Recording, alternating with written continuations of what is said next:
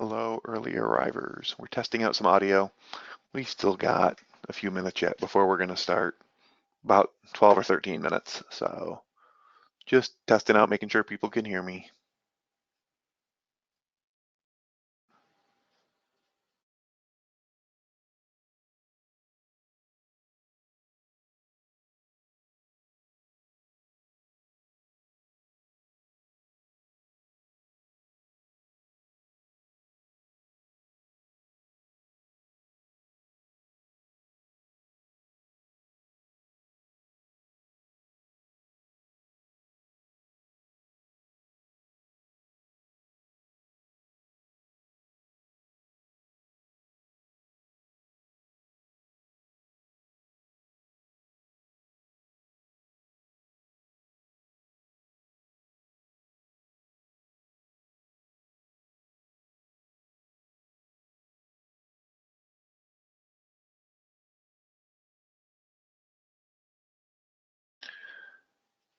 Okay, hopefully the audio is working. It says people can hear me.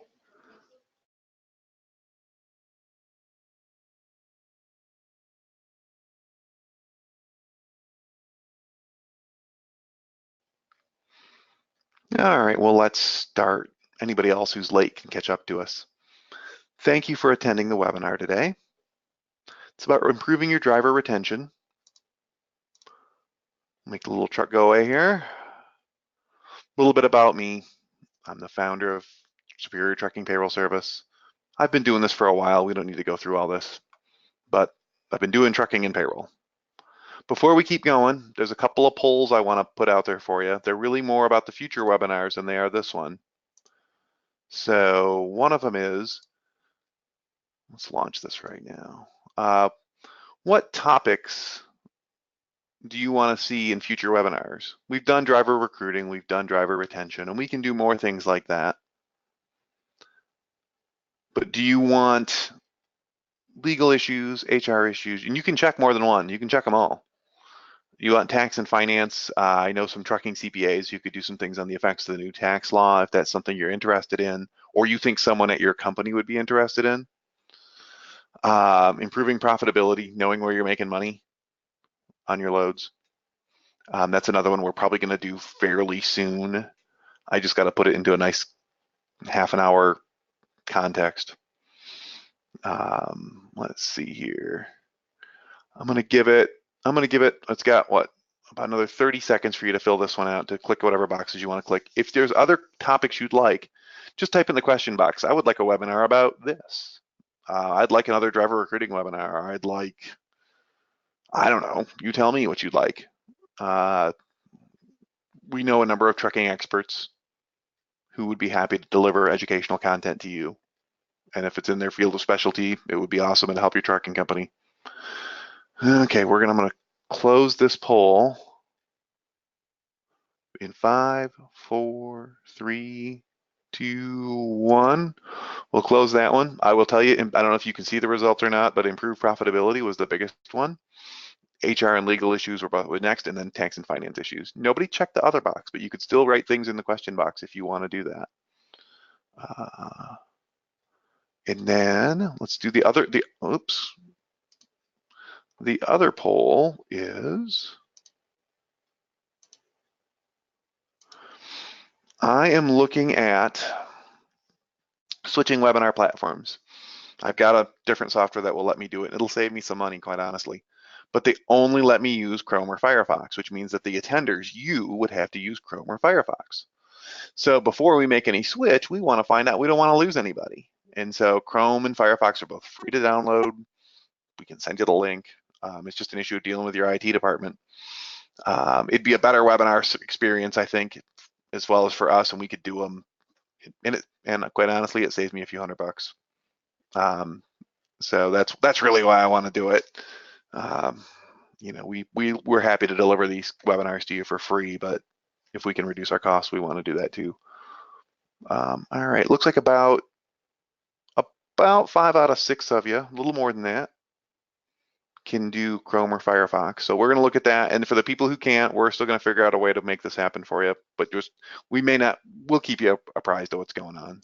So those are the only 2 polls I have for you. I'm not trying to beat you down with all that kind of stuff. Let's get this webinar going. Thank you for all of you who replied to today's webinar. We're going to talk about why retention is so important. We're going to give you some low-cost retention ideas. They're not free, but they're low cost. We're going to talk again why 100% of seats filled is a bad metric when judging a recruiter. It was from our driver recruiting webinar, but it still really applies. And then some Q&A. If you have questions at any time, there should be a question box in the little part for GoToWebinar. Type your question in. If we can't answer it at the end because we run out of time, we'll get back to you, and we'll try and help you with it.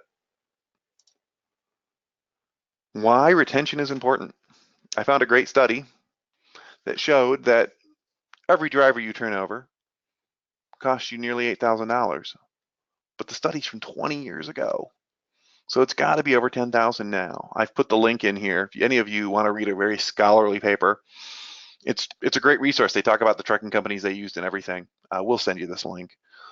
But yeah, they go through the methodology and they go through the whole thing. It's an academic paper. But yeah, $10,000 would be my estimate now for every driver you've got to turn over. So if you can reduce those turnovers, obviously saves you money. Very important. But first we got to know, how many are we turning over? Why are we turning them over? So turnover percentage is the first thing you want to know, and that's really just, oh, okay. Can you all see my screen? Somebody put a question up if you can't see my screen. Okay, I hit the wrong button. My apologies for that.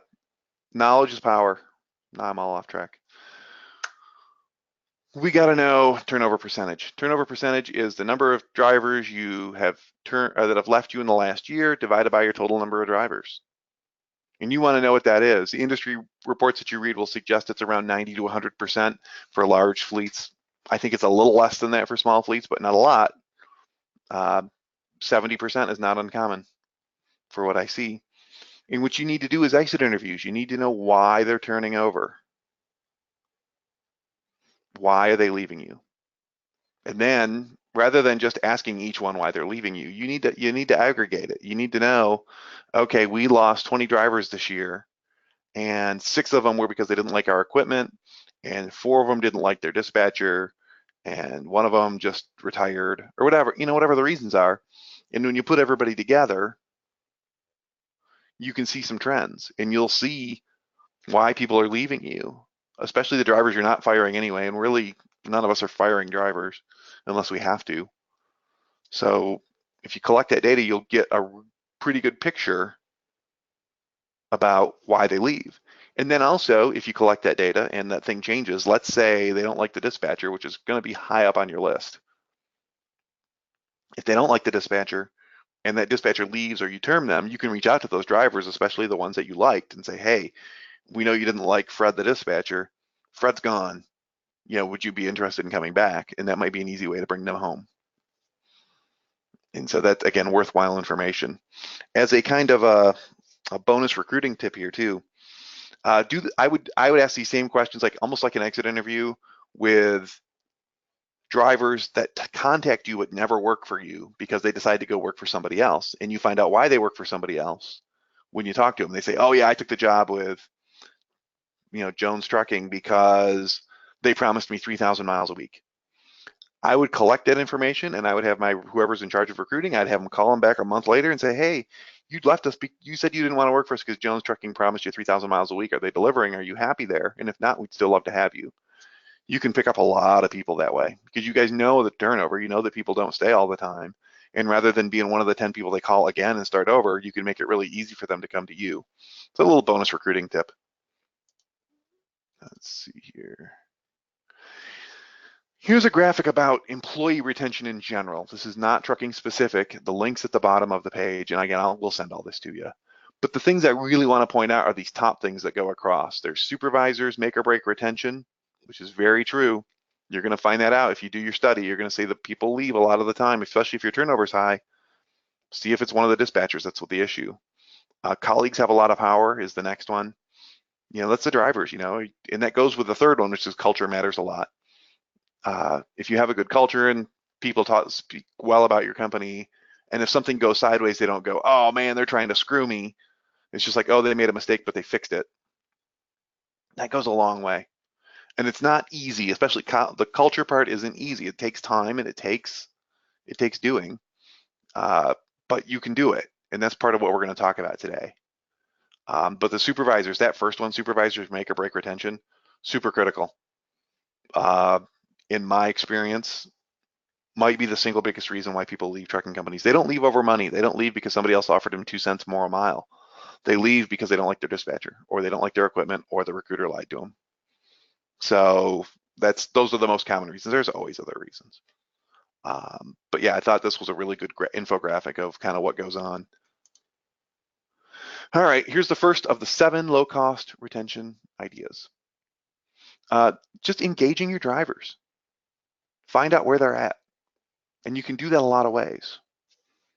You can do that with a pulse survey. And a pulse survey is just through your HRIS system, your human resource information system. You should be able to send out a message to all your drivers. A quick yes or no question. Is your equipment up to standard? Yes or no.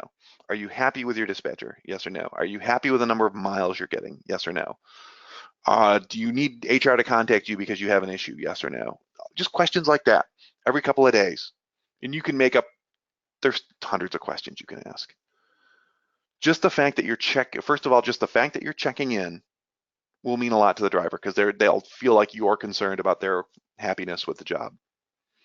Secondly, the ones that say no, you might be able to follow up with, oh, they're not feeling they're getting enough miles. Well, let's see what we can do with that because we'd rather see if we can fix the problem before they quit than after.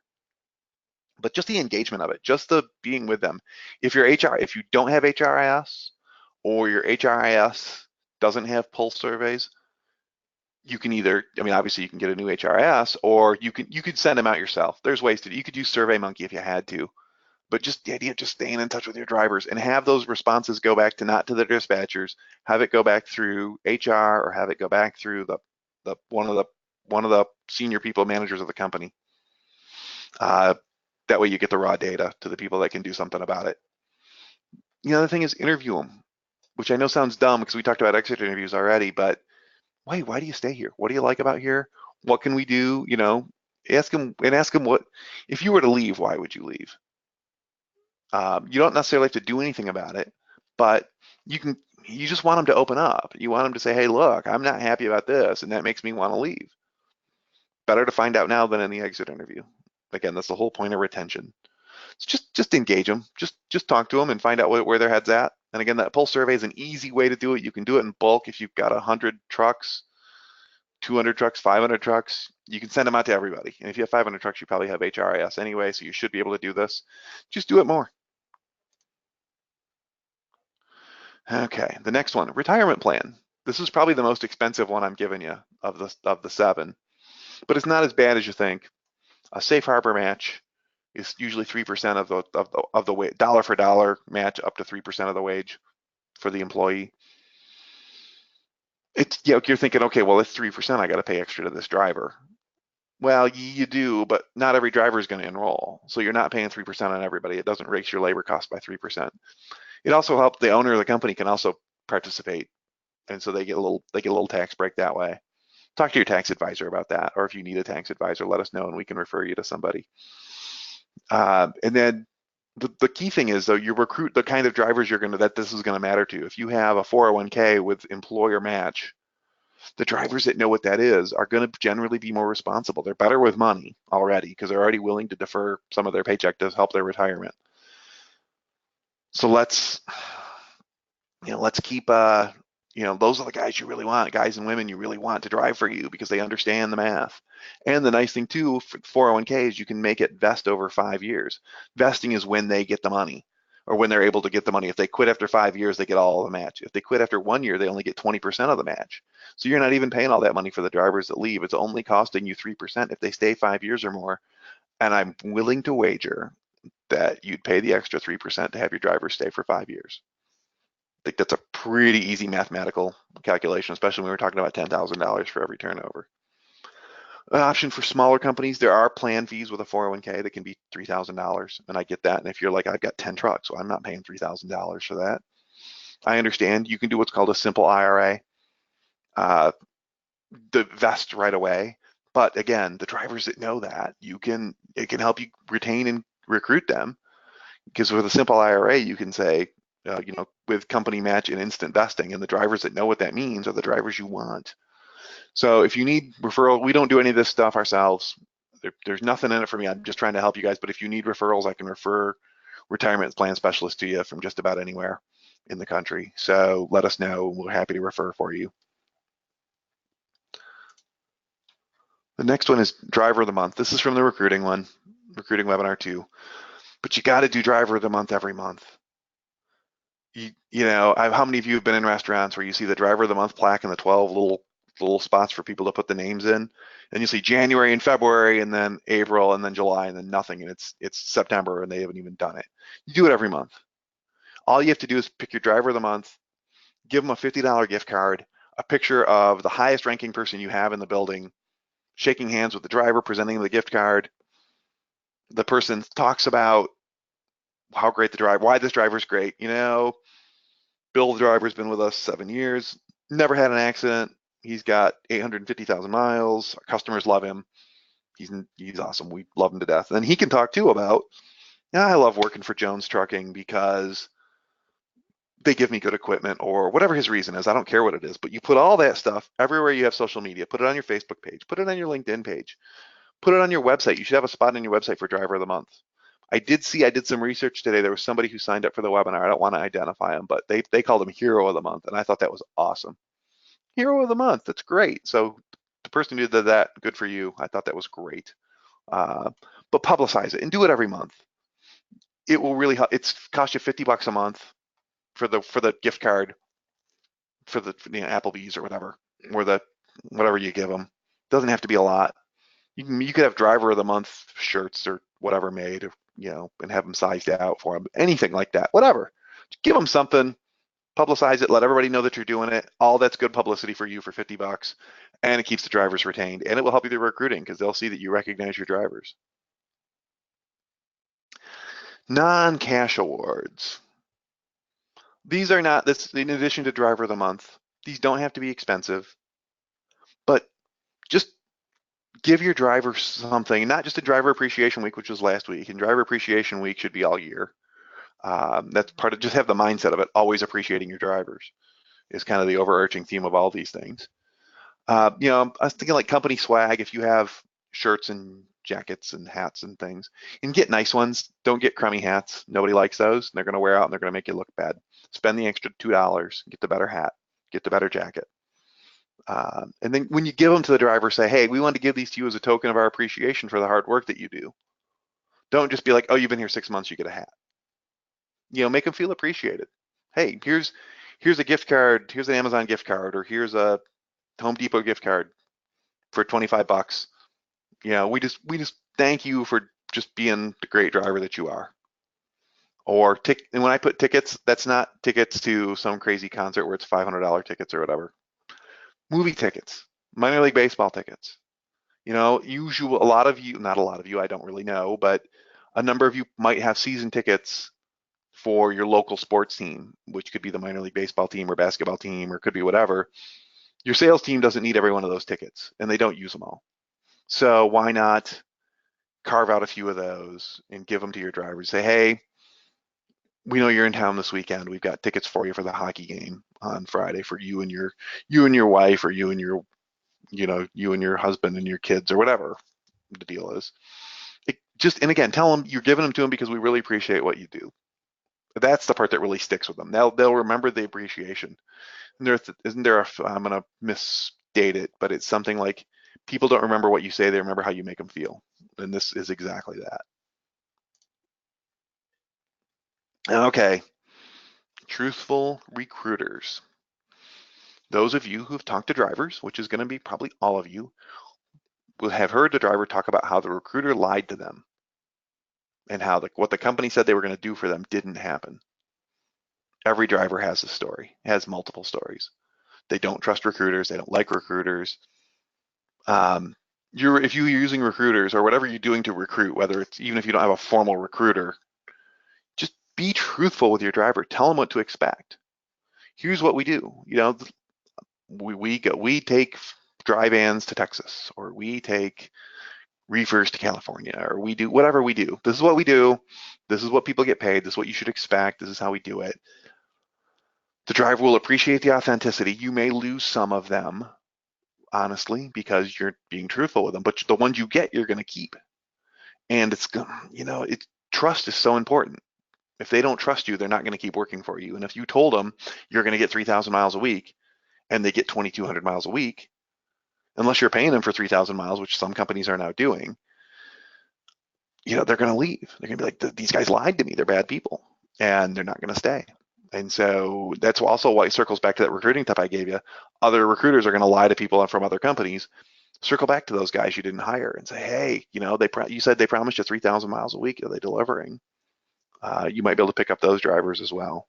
But it's so important. And I know the recruiters get paid to recruit, but if they are being non-truthful with your prospective drivers, you either have a bad recruiter or you have a bad culture that's allowing the recruiter to do that, and you're just turning a blind eye to it, and you can't have that. It's a short-term gain for a very long-term loss, and you're going to keep churning over drivers because they're all going to leave mad, and they're never going to come work for those guys again. And as you guys might know, drivers can carry a grudge. I'm sure you're all saying, no, they don't. Nobody does. Show the drivers you care. This kind of goes with engage your drivers, and it kind of goes with some of the other ones. But again, it goes back to knowing if you make them feel like they're known and they're heard and that you're invested in them, even if it's not financial investment, it really makes a difference. Know their kids' names, know their birthdays, know their anniversaries. Send them a birthday card. It costs you what? Dollar store has them two for $1. You can probably buy them bulk cheaper. And you just have someone actually hand sign the card. You don't even have to put a gift in. I mean, it's nice if you put a little here lunch on me gift card kind of thing in there, but you don't even have to do that. It's the card. It's, hey, we know your birthday's coming up. We're glad, or your work anniversary, or your marriage anniversary, or your kids' birthdays, or whatever. Hey, just make them feel like part of the family. Which I know it gets hard when you have a bigger trucking company, but you can still do that, and you can still send out cards. We're not asking for a lot here. That's an easy thing to do. Every time you see them, if you've got a second, talk to them. Be like, hey, thanks. Yeah, you just got back from I'm in Michigan. Hey, you just got back from Florida. How was it down there? Just engage them. It goes back to the first point. And hey, thanks for taking that load. We know it wasn't easy to get through with Hurricane Florence rolling through. We appreciate you getting the job done and being safe. It means a great deal. It also reinforces that safety is an issue we want you to drive safely when you thank them for being safe. Driver wellness, this is just a relatively inexpensive way to invest in your drivers. There's all kinds of wellness plans. You can Google them or we'll find you some. Things like healthy eating on the road, things like controlling your hypertension, tobacco, quitting using tobacco, stretches you can do while you're on the road. There's all these things you can do. It'll help the drivers feel better, which again, they remember how you make them feel. It also, over time, will lower your health insurance premiums because your drivers will have less claims. Just stuff like that. None of these things are life-changing. They're not a huge deal, but it shows that you invest in the driver. We want our drivers to be healthy. And to that end, we're going to offer them ideas and offer them ways to become healthy. Here, do these stretches every time you stop at the truck stop. When you go don't get the deep fried food that was deep fried twice. Look at a salad every once in a while, which I know seems obvious, but again, just showing them that you care. That's really what you're doing. We care about you. The payoff to us really isn't there as far as the insurance rates that might drop won't cover the wellness cost necessarily, but you're showing the drivers you're investing in them and that those kinds of things matter. Okay, the last one, if you hire the right driver, let me say it backwards. If you hire the wrong drivers, your turnover is going to skyrocket. So hire the right drivers.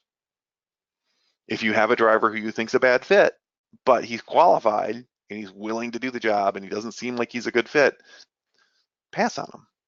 Let him go be a good fit for somebody else, because that driver is not going to stick around anyway.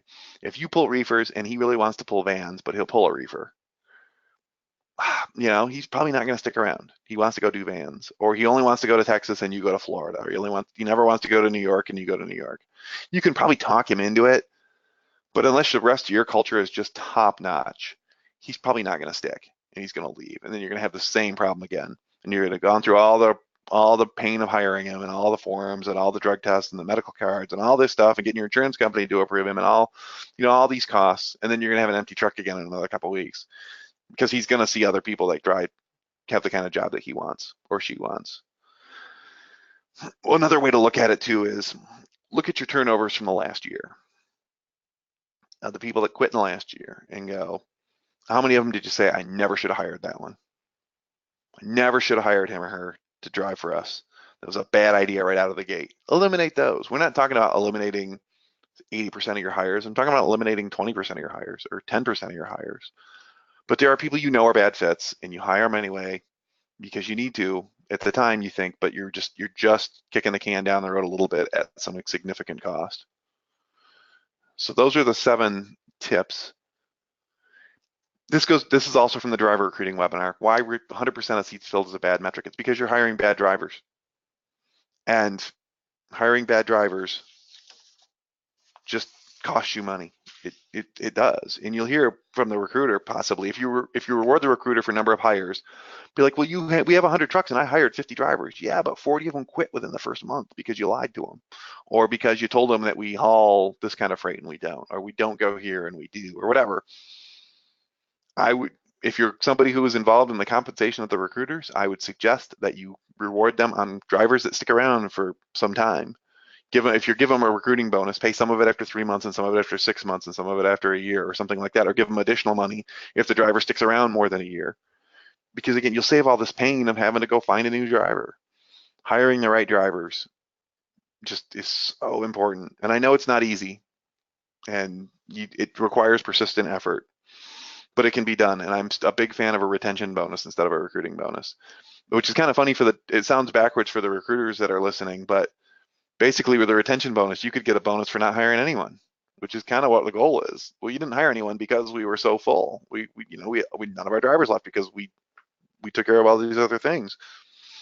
And just convincing them that you're instead of being I'm not the driver recruiter, I'm the driver retainer. You tell them that too, because obviously if you're the recruiter and you don't have to hire anybody, they're gonna be like, what do I have you around for? Well, you're the retainer, and that's worth more. Here's a bonus driver retention idea that actually saves you money.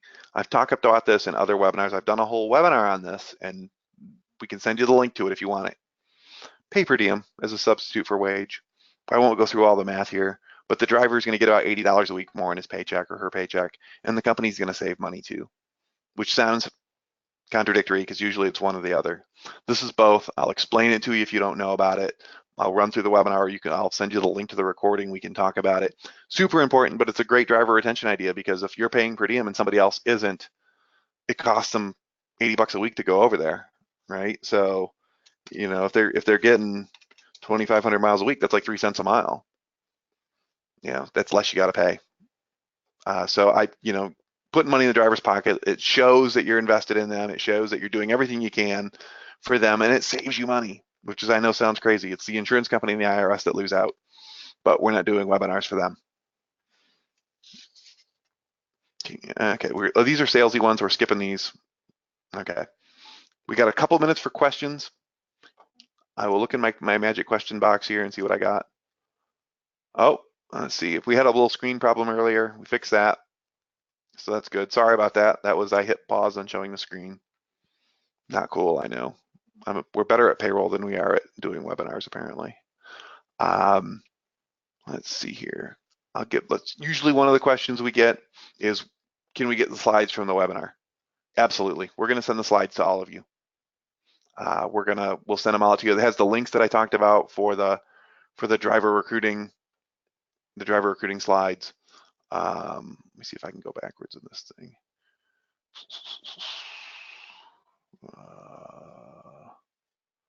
Let's see here. I want to show you one of the early slides.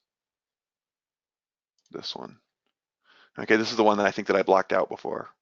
Uh, the Upper Great Plains Transportation Institute says $8,000 in like 1997 or 8 when they did the study, and they studied a lot of people. And they studied big trucking companies and small trucking companies, and they came out to like 79.43 or something like that per driver. But again, this is 20 years ago, and as we all know, things have just gotten more expensive. Except and until this year, rates are the only thing that hadn't gotten more expensive. So that's in the webinar. And again, I apologize for not showing that to you sooner. I had a technical glitch. If there's no other questions, it is 12:30. So we're gonna end the webinar. We'll probably follow up with you and get your feedback. Brandon in our office, or I will call you. We just want to get our feedback. We want to make these webinars as good as we can, and as meaningful as we can. We want to limit them to half an hour so we respect your time and make them educational. So thank you everyone for attending. I'm going to sign off the webinar, and we'll talk to you next month with the next webinar. Have a great day.